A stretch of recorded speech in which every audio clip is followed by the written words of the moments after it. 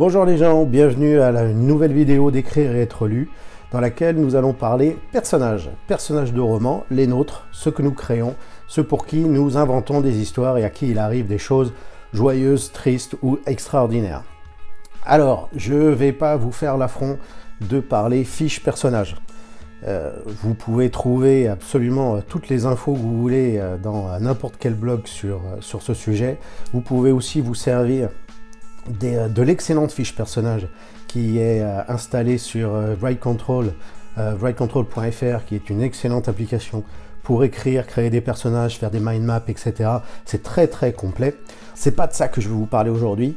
Moi, ce dont je vais vous parler, c'est une fois que vous avez fait votre fiche personnage, justement, comment rentrer dans la peau de vos personnages, comment rentrer dans leur psychologie, comment les comprendre le mieux possible, se mettre à leur place pour savoir comment ils vont réagir, qu'est-ce qu'ils vont penser au fur et à mesure où vous déroulez le récit de votre roman.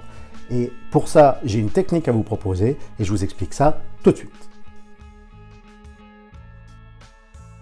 La méthode que je vais vous proposer, elle est directement tirée du design thinking. Le design thinking, c'est une méthode qui est appliquée dans les sociétés qui développent de nouveaux produits et qui est utilisée pour voilà, savoir exactement quel produit créer pour répondre au mieux aux besoins du client. Et pour faire ça, il y a une étape qui est très importante dans le design thinking, qui est la carte de l'empathie. Et c'est cette méthode-là que je vous propose d'utiliser pour rentrer dans la peau de vos personnages. Alors, pour appliquer cette méthode avec vous, on va prendre un exemple, l'exemple du personnage de la nouvelle que je suis en train d'écrire actuellement. Il s'agit de Véronique Perrault, une jeune fille jolie, 25 ans, vendeuse dans la parfumerie de luxe, plutôt frivole, qui aime bien faire la fête avec ses amis, qui ne pense pas vraiment à l'avenir, qui a un objectif dans la vie, c'est celui de trouver l'amour et de se caser un petit peu. Bon, jusque-là, rien d'inhabituel, sauf que Véronique, il va lui arriver quelque chose de pas banal. Un matin, elle va se réveiller et elle va se rendre compte qu'elle a des bâtonnets de surimi qui lui poussent sur la poitrine. Et à partir de là, l'histoire commence. Alors, je sais pas vous, mais moi, je n'ai absolument aucune idée de comment réagirait une jeune fille de 25 ans si elle venait à se réveiller avec des bâtonnets de surimi qui lui poussent sur la poitrine. Donc, pour cela, on va utiliser la méthode du design thinking et de la carte d'empathie. Allez, c'est parti. Alors, 3 étapes pour cette méthode. La première, elle ne diffère pas vraiment de celle qu'on a l'habitude de faire. C'est une fiche personnage, à la différence près que pour pouvoir rentrer le plus possible dans la psychologie du personnage, on ne va pas écrire. Alors, on peut commencer par une phase écrite, faire une fiche personnage comme on a l'habitude d'en faire, mais pour faire la carte d'empathie, on a besoin de passer plus par le visuel, puisque notre cerveau répond beaucoup plus fort aux stimuli visuels qu'aux stimuli écrits ou auditifs. Donc, l'important dans cette fiche personnage, c'est de la faire nous-mêmes, c'est-à-dire on va éviter les photos, on va éviter ce genre de choses. On va prendre notre plus belle feuille de papier, nos plus beaux stylos, nos plus beaux feutres, nos plus beaux crayons de couleur, et on va dessiner un max. On va faire notre fiche personnage en dessin. Alors, pour ce faire, ce que je vous conseille, c'est d'utiliser des grands carnets. Comme celui-là, c'est des carnets qui sont utilisés pour faire du dessin. Enfin, vous voyez, c'est le modèle Mouse, mais vous pouvez très bien faire ça sur une page A4, ça pose aucun souci. C'est juste que, bon, moi j'aime bien avoir de la place, j'aime bien faire des grands dessins, j'aime bien pouvoir, voilà, me lâcher et dessiner un petit peu comme j'en ai envie. Une page A4, ça marche très bien, mais voilà, moi j'utilise ça. Après, vous faites avec le matériel que vous voulez. On commence. Allez, c'est parti pour la première étape, une fiche personnage en couleur, en dessin.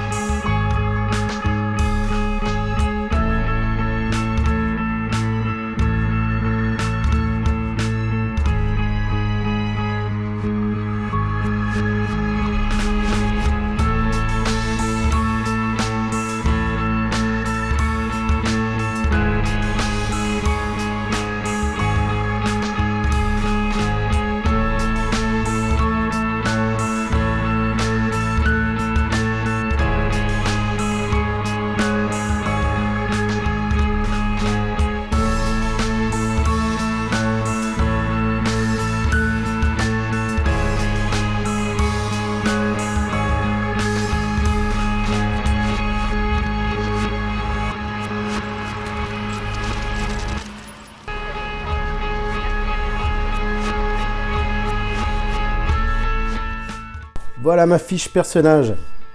Ma fiche personnage en dessin et en couleur. Alors comme vous le voyez, il n'y a pas besoin d'être un génie du dessin pour faire une fiche personnage en design thinking. Hein, des bonhommes bâtons, ça suffit largement.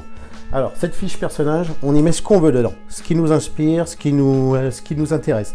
Moi j'ai mis ces rubriques là, c'est pas une obligation. On peut en mettre plus, on peut en mettre moins, on peut changer, il n'y a pas de règle. Alors, bon, d'abord un magnifique portrait réalisé à la main. Donc on voit qu'il faut qu'elle aille au soleil. Prénom Véronique, nom Perrault, âge 25 ans, lieu de naissance Dijon. Une citation, donc comme c'est une fêtarde, ben, c'est le week-end, youhou. Et ensuite occupation, donc là on est, comme je vous le disais, beaucoup dans le visuel. Donc téléphoner avec les copines, la fête, hein, les cocktails, les bouteilles, danser, les hamburgers. Donc c'est pas quelqu'un qui a une hygiène de vie très très bonne. Le parfum, ça, c'est son occupation professionnelle. Et c'est quelqu'un de très sociable, donc je l'ai fait en train de discuter avec une copine à elle. Ses traits de personnalité sociable, un peu speed, c'est pour ça que j'ai fait un compteur de vitesse qui pointe vers le 100 km/h, et très dépensière. Et elle a un objectif dans la vie, avant que l'histoire commence, c'est de trouver l'amour. Voilà, une fiche personnage comme on l'a fait en design thinking. Maintenant, on va passer à la deuxième étape, qui est l'étape de la carte d'empathie. Alors, cette carte d'empathie, elle a pour but de vous faire littéralement rentrer dans la peau du personnage.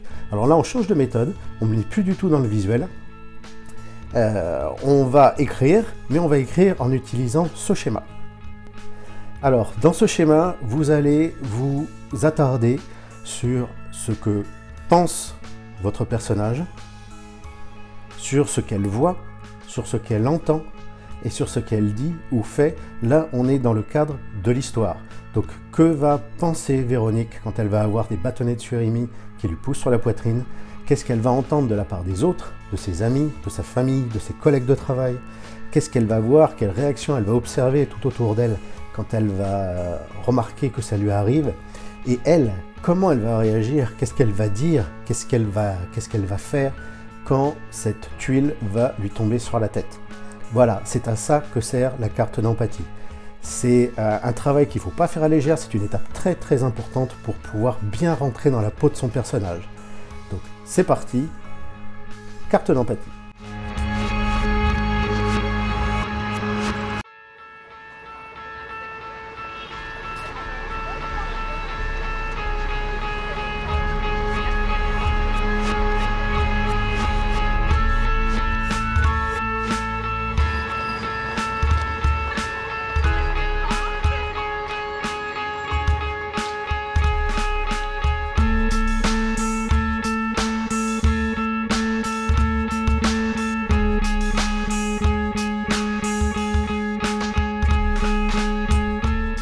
Voilà, ma carte d'empathie est terminée.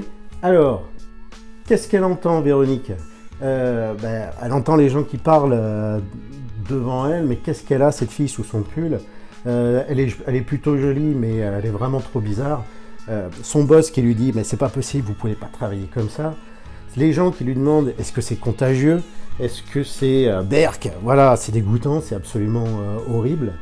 Qu'est-ce qu'elle voit? Elle va voir des regards curieux. Elle va avoir des expressions de dégoût, elle va avoir de l'étonnement chez les gens qui l'entourent, elle va avoir des têtes qui se détournent, elle va avoir des doigts pointés sur elle, des enfants qui pleurent, enfin rien de très joyeux. Elle a des bâtonnets de surimi qui lui poussent sur la poitrine, donc forcément ça va susciter des réactions. Qu'est-ce qu'elle va en penser? Elle va penser: je suis un monstre, je vais mourir, j'ai une maladie qui est trop bizarre, c'est pas possible, je peux pas survivre comme ça, je vais mourir. Je suis dégoûtante, personne ne voudra jamais de moi. Ça, faut pas oublier que son objectif dans la vie, c'est de trouver l'amour. Et ma vie est foutue. Voilà, ça, c'est ce qu'elle va se dire. Qu'est-ce qu'elle va dire maintenant? Qu'est-ce qu'elle va faire? Elle va se cacher. Elle va porter des gros pulls pour essayer de dissimuler ça. Elle va essayer de les couper. Bon, je pense que si elle essaye de les couper, il va falloir que je les fasse repousser, malheureusement pour elle. Elle va s'isoler, elle va être en larmes. Voilà, là on a une carte d'empathie de Véronique, l'héroïne de cette nouvelle que je suis en train d'écrire. Avec ça, j'ai déjà une bonne base de ce qu'elle va dire, de ce qu'elle va penser, de comment elle va réagir quand tout ça va lui arriver. Troisième et dernière étape du design thinking, on ressort les crayons de couleur, on ressort les feutres, on ressort les crayons, on va se remettre à dessiner. Là encore, on va utiliser notre cerveau dans ce qu'il sait le mieux faire, c'est-à-dire apprécier et assimiler des images, des visuels. Je vous rappelle que notre cerveau fonctionne à 80% avec du visuel. Le reste, c'est de l'auditif, du tactile. Voilà, il répond mieux à ça, donc il faut s'en servir.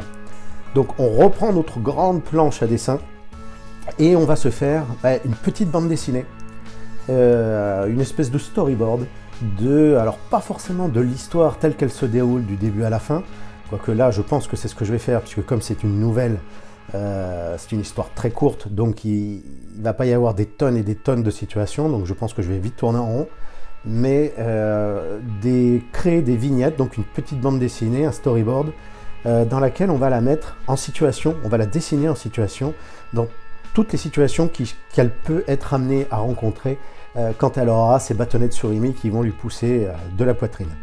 Ok, donc ça c'est directement inspiré de la carte d'empathie qu'on vient de faire. Voilà, le tout est de mettre ça en visuel pour que ça nous rentre bien dans l'esprit. Ok, allez c'est parti.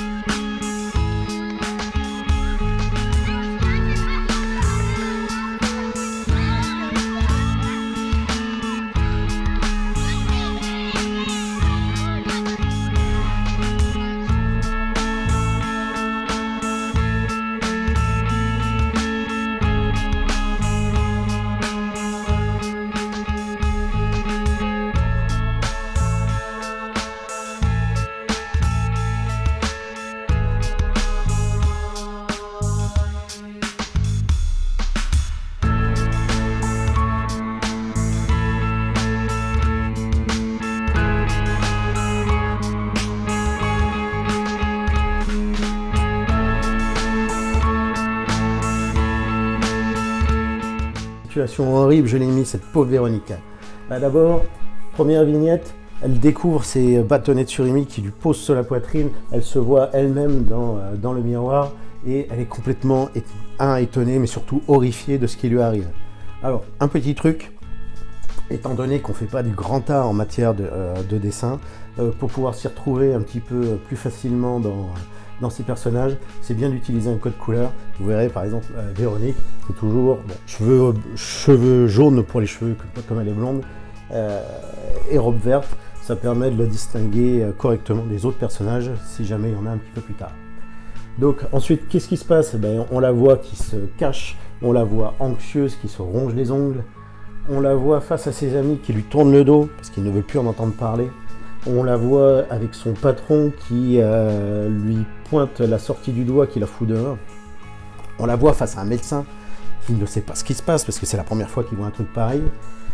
On la voit en colère avec un couteau en train d'essayer de se couper ces trucs qui lui poussent la poitrine. On la voit en pleurs quand il repousse. On la voit toujours avec le médecin qui lui propose, j'ai fait une petite bulle, je ne sais pas si on la voit bien, qui lui dit qu'elle devrait en parler, qu'elle devrait s'inscrire à des groupes de parole.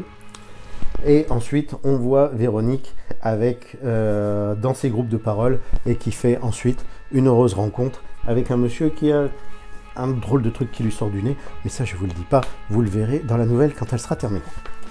Voilà la technique que je vous propose pour rentrer le plus possible dans la psychologie de vos personnages, savoir ce qu'ils vont penser, ce qu'ils vont dire, comment ils vont réagir aux événements que vous allez créer pour eux.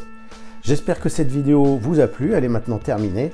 Si c'est le cas, n'hésitez pas à laisser un petit commentaire en bas et à vous abonner au blog et à la page Facebook pour recevoir toutes les actualités, tous les nouveaux articles qui sont publiés au moins une fois par semaine sur Écrire et être lu. Voilà, ciao!